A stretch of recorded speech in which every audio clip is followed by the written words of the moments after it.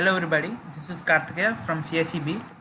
My topic is types of resumes and the subject is soft skills and interpersonal communication.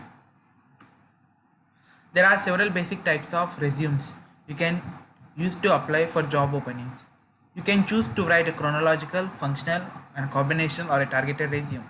Each type each resume type is useful for different purposes. So therefore when deciding which type of resume to use, you have to think about your current employment circumstances. The first one is chronological resume. The chronological resume starts by listing your work history with the most recent position listed first.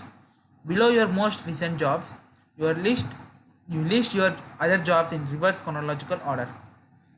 Employers typically prefer this type of resumes because it is easy to see what jobs you have held and when you have worked at them. This is the most common resume type. This type of resumes work well for job seekers with a strong, solid work history. If you are starting your career or if you are changing career fields, you might consider a different resume type, and that is. So before going to the next, this is the an example of chronological resume. So the next one is functional resume. A functional resume focuses on your skills and experience rather than on your chronological work history. Instead of having a work history section at the top of your resume, you might have a professional experience or accomplishments section that lists your skills you have developed over the years. A functional resume also sometimes includes a resume summary or headline at the top, which details a person's skills and achievements. A functional resume might not include one's employment history at all or might have a concise list of work history at the bottom of resume. Functional resumes are most often by people who are changing careers or who have gaps in their employment history. It is also useful for people who are new to the workforce and have limited work experience or who have gap in their employment. So this is an example of functional resume. The next one is combination resume. A combination resume is a mix between chronological resume and a functional resume. So it is known as combination because the combination of chronological resume and functional resume is a type of combination resume.